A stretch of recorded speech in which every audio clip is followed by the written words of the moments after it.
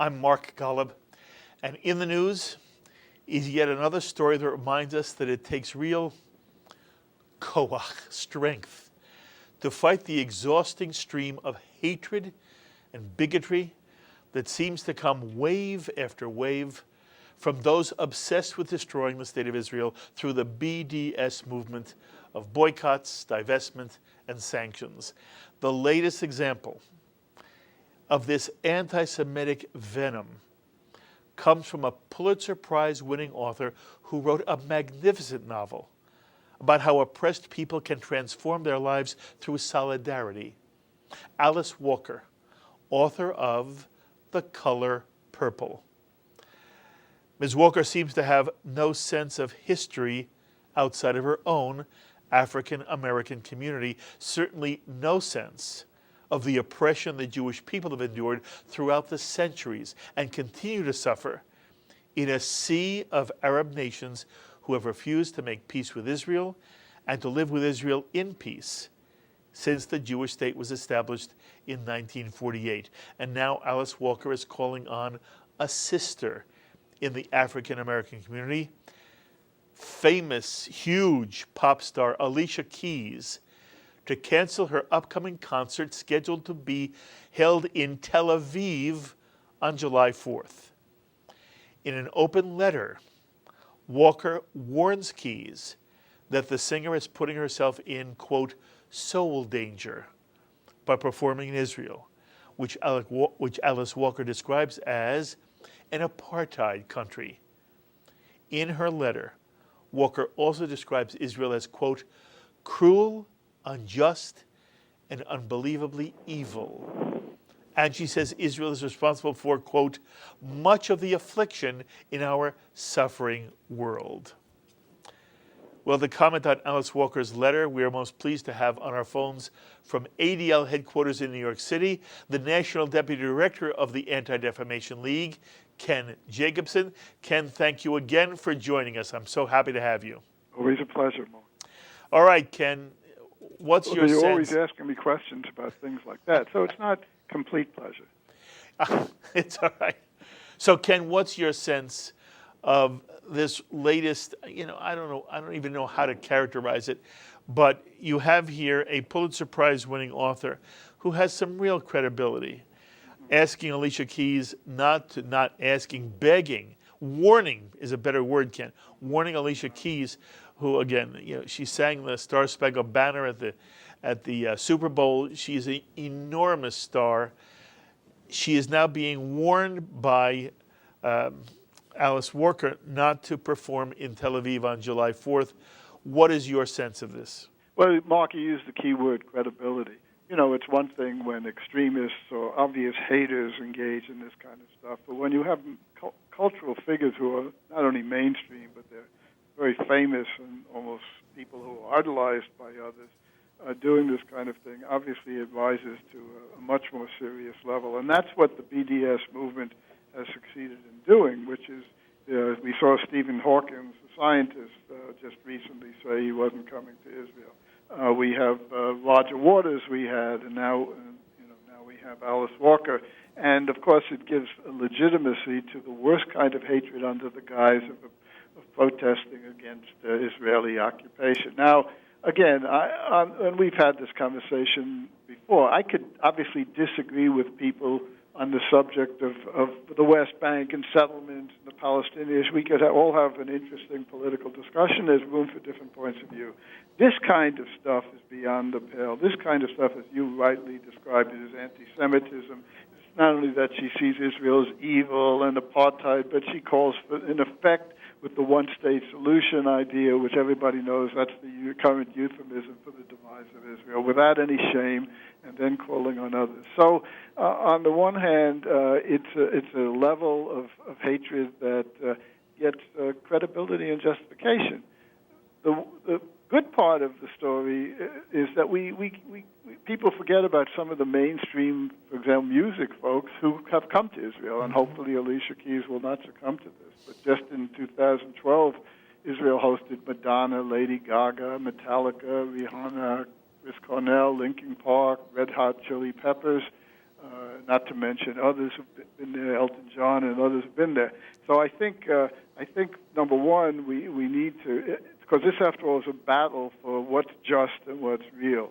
And we've been talking for years how the biggest defeat we've suffered over the years was this image that the Palestinians are the underdog who suffered from the oppressive Israelis. Again, we could get into the conversation about the need to solve the issues. Those are legitimate conversations. But the idea that it's just simply Israel oppressing the Palestinians has taken over in many, many progressive left circles. And to be accepted in some of those circles, you have to show that you're anti-Israel. And I think that's growing. It's not like we haven't had our victories. I just saw just today that there was an effort to get the big pension fund, the TA pension fund, to try to divest from Israel, and they refused to even take up the issue. There are victories, and the truth is, with all the efforts on campuses by student groups on many campuses, no university has actually divested from Israel. But the image and the opinion are very disturbing, because it gives a sense that the anti-Israel movement is growing. In reality, when the ADL monitors what's being said and done, Ken, whether it's in the United States or in Western Europe, to what extent do you feel the BDS movement has in some way accomplished things that really hurt the state of Israel at the present time? Well, surely in Europe, I would say both that the BDS is a cause of things and also a result of things. Because the truth is, Israel's image in Western Europe, in the media, among intellectuals, among certain parts of the policy establishment, has not been good for quite a long time. And BDS is one of the elements in that, but also BDS benefits from that because they're speaking to a public that's been so suffused with anti-Israel propaganda for so long that people don't necessarily challenge it. Here in the United States, we have to start with the positive. The fact is, opinion polls show repeatedly overwhelming support in this country for Israel. So in general, people don't buy this. They're not attracted to this. But certain circles obviously are. Campuses are a clear target, though there too, as I suggested, it's not as if any campus has actually done it, but it becomes a legitimate subject for conversation. And it also is a very disturbing element on life in some campuses, where Jewish students are seen to be on the defensive, where they're sometimes excluded from coalitions because of this terrible country, supposedly, that they support Israel.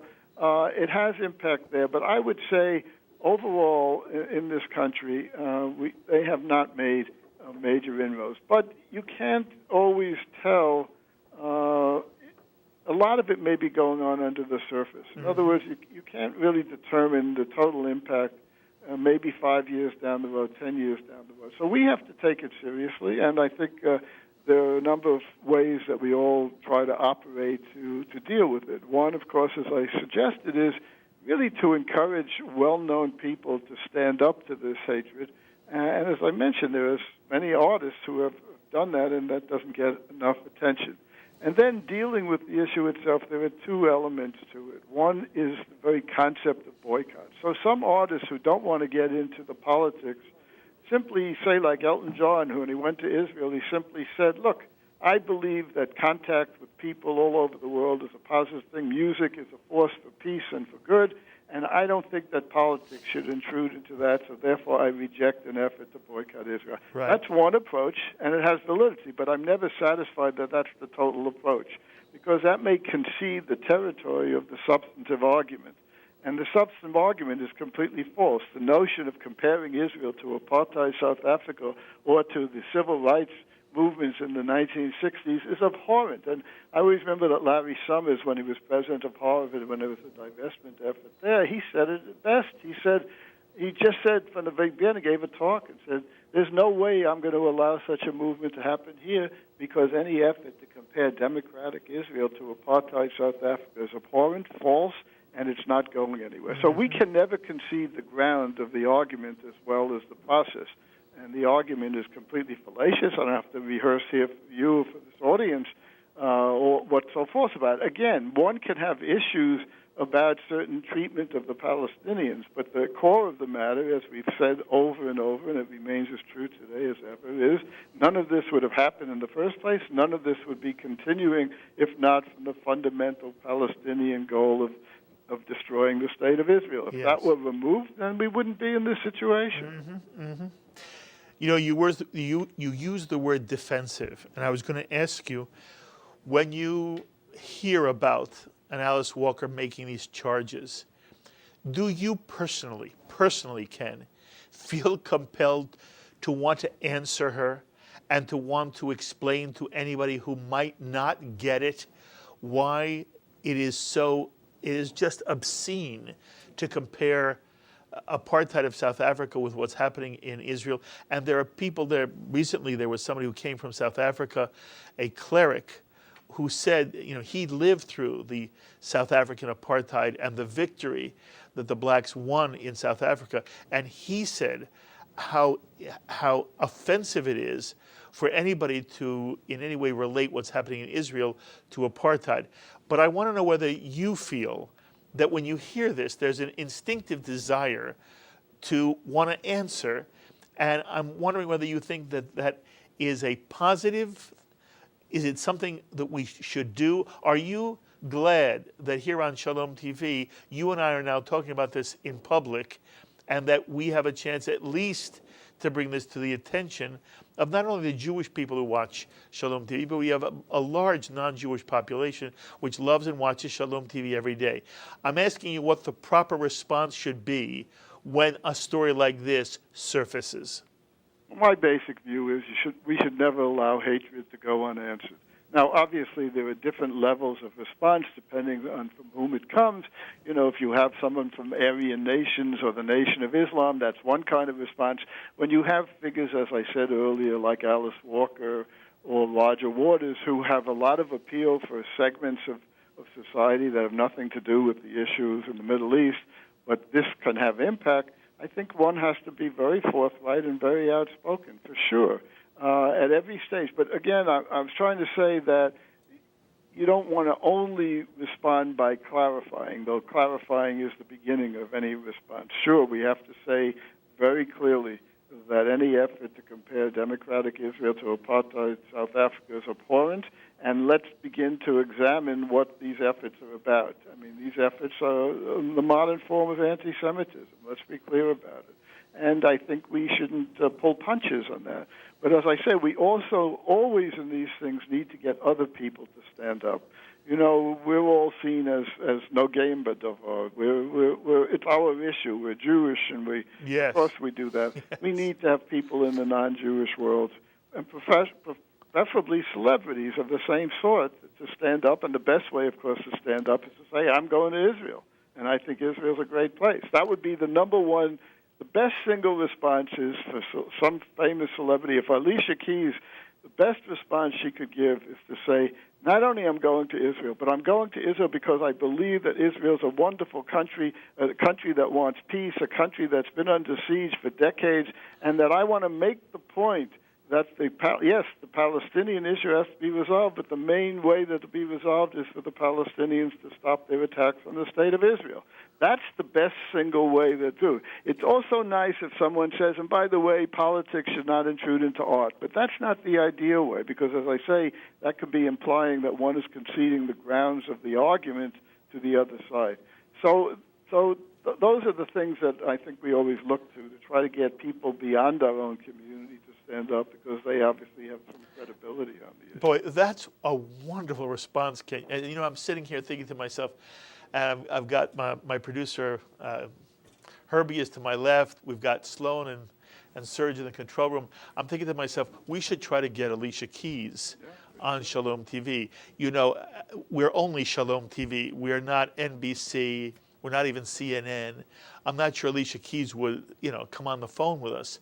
But wouldn't it be wonderful if Alicia Keys heard about what you just said on Shalom TV and did make the kind of statement that you are suggesting is the real antidote, namely that somebody of Alicia Keys' stature responds by saying, no, not only am I not going to boycott, you make me want to go to Israel to make a point as well that it is an extraordinary place where it is one of the few places in the world where you have the kind of freedom, artistic freedom and political freedom, and the kind of debate that goes on in Israel all the time. You know, Ken, it's not just that you and I sit at round tables on Shalom TV and debate with other people what the best policy on the West Bank should be, and is Israel doing enough to in some way encourage the peace process, and how are we as sensitive as we can be to the plight of the average Palestinian who is caught in a crossfire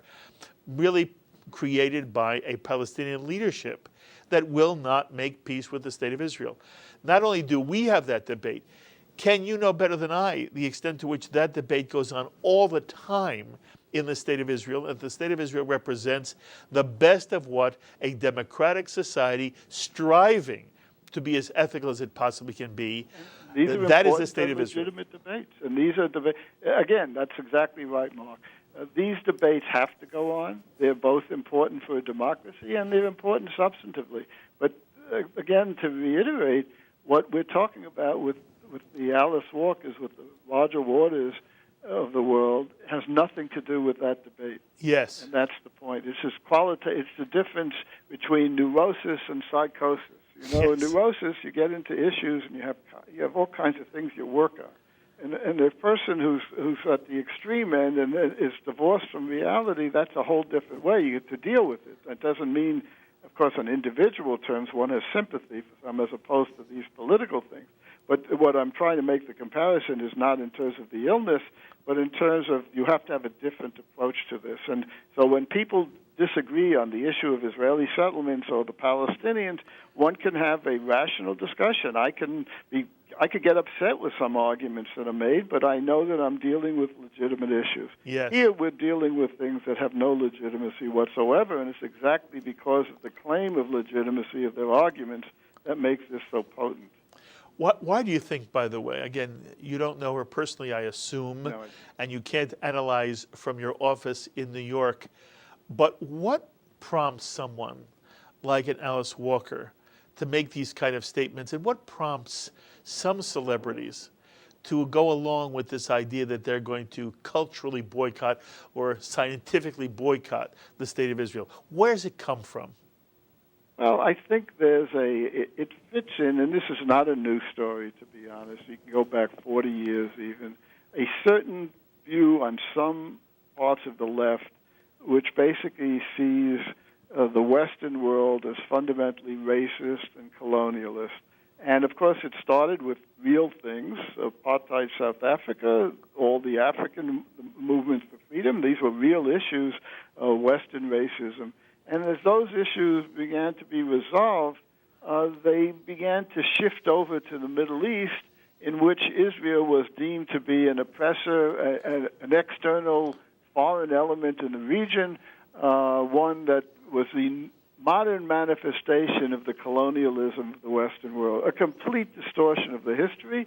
And I've always said to people there are two things that really disturb me about it. One is the propaganda impact, which is to compare Israel and the Jewish people whose survival has been connected to the land of Israel for 3,000 years, to the colonial movements is outrageous. But in another way, it also disturbs me in that if people think that the eventual result of all this will be the disappearance of Israel, that is actually very dangerous. Yes. Because if people don't realize that the connection of the Jewish people is here to stay, and that nobody's giving up on this. This isn't going to be a story like the British in Africa or the apartheid government in South Africa or any of those things.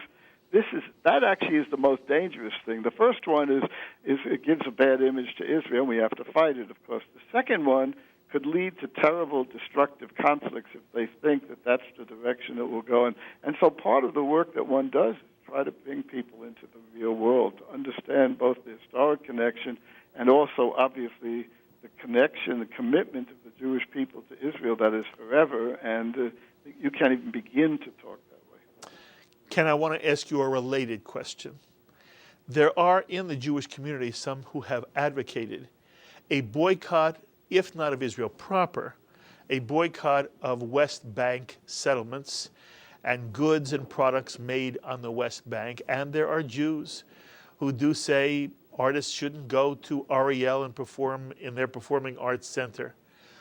What's your sense about that dimension of the Jewish argument? What do you feel about somebody who says, I'm not going to boycott Israel, but I am going to boycott the West Bank? So I start with the point that we've made here in the conversation earlier, that there are legitimate different views on the wisdom and the morality and the practicality of Israeli settlements and Israel's conduct in the West Bank. And so it's a given that there are different perspectives about what is correct, is Israel's policy good, bad, whatever, and that's a completely legitimate subject. But here again, the problem with that kind of an effort to make that distinction, and I don't dismiss that, by the way. I always have talked about the fact that there are two terrible ways of describing Israel's apartheid. They're both bad, but there is a difference. One is to say Israel's situation of the Palestinians in the West Bank constitutes apartheid. It's completely wrong, but that is one level. The other level is to say the very existence of Israel is apartheid, and so obviously that's even worse. They're both bad, but I think one has to make this. And I say that here too.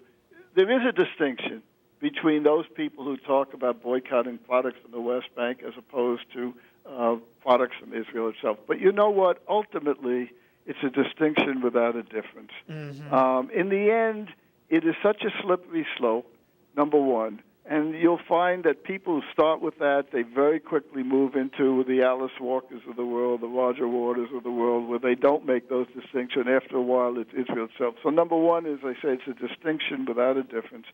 And number two, I go back to the process argument.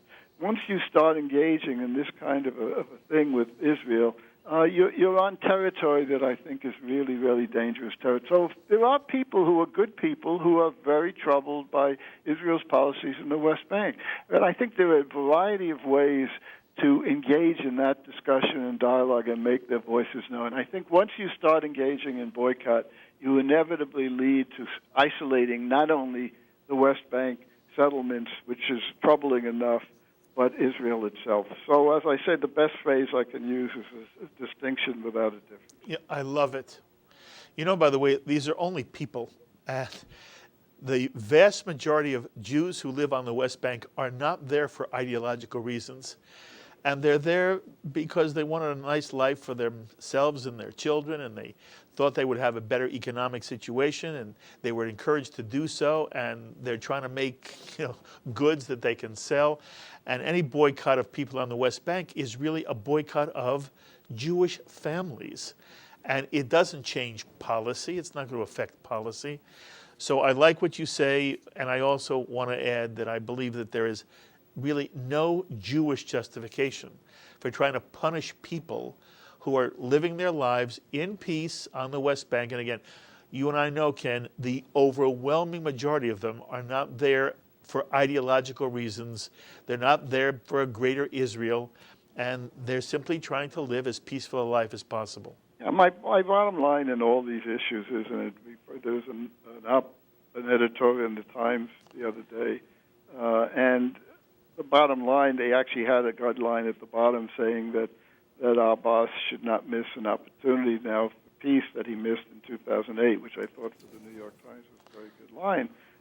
But unfortunately, before they ever got to that, they played into all of the themes that they brought up about what Israel's doing as an obstacle to peace. And my point with all these issues that we've been talking about is let them come to the table and negotiate with Israel. You got issues, you got problems. You people who have problems with it, encourage the Palestinians to come to the table. We know in the past what's happened when they've come to the table. Israel's made great offers, which unfortunately they've turned down. But it seems to me that that's the biggest fallacy of all of this, which is come to the table. It's not like Israel says, I don't want to negotiate. Israel said over and over again, we're ready to negotiate without preconditions. The Prime Minister of Israel has talked about 2 states for 2 people over and over again. So the whole thing is based on nothing, because it's very simple. if they want to really help the Palestinians, get them to come to the table. Very Therefore, good. I know that that's not their motive. Their motive is something very different. That's right. And their motive, I'm afraid, goes back to something old and historic. And the more I spend time in at ADL, we spend a huge amount of time on the new anti-Semitism and the old anti-Semitism, both of which are alive and well. The more I see it, the more I think that there isn't that much of a difference between them. Very sad, by the way. It's very sad. Take 30 seconds, if you would. We saw that the ADL just received $7.5 million, a grant, to do studies of anti-Semitic attitudes. For 30 seconds, tell us what you hope to do with that money. Well, we've valued our polling both in the United States and Europe, but this grant gives us an opportunity to look at a vast number of countries around the world on a consecutive yearly basis to really assess attitudes towards Jews in an in-depth manner that hasn't been done before. And I think it's a real breakthrough for us and hopefully for the Jewish community. Ken, you're doing extraordinary work. Everybody at the ADL, I love you all. You know how much I feel about you, and it's wonderful that I can always turn to you. Thank you for sharing your insight. Just wonderful. You be well. We'll talk soon. Thank you very much. That was Ken Jacobson, Deputy National Director of the Anti-Defamation League. And, you know, everybody has their own feelings about this, their own thoughts. My own sense is that Alice Walker's letter should remind every American, and any human being who honestly cares about the integrity and sanctity of human life, human dignity, that we are all responsible to speak out against the Alice Walkers of this world. Anytime and every time they would delegitimize the Jewish state of Israel. Those are my thoughts. As always, I'd love to know yours. Please write me, email me, post on our Facebook wall, tweet me. I look forward to hearing from you. Until the next time, I'm Mark Golub. Be well, my friends.